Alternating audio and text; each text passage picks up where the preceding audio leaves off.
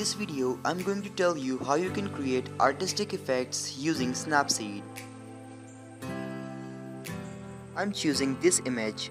You can find the link of this image in the video description.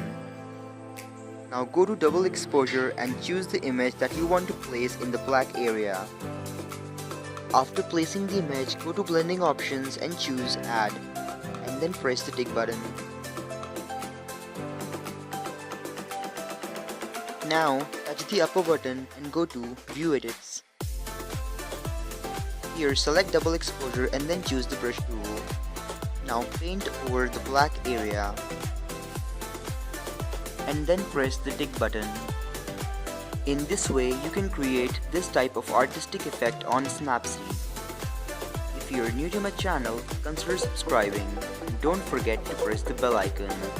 Thanks for watching and stay tuned for more videos like this.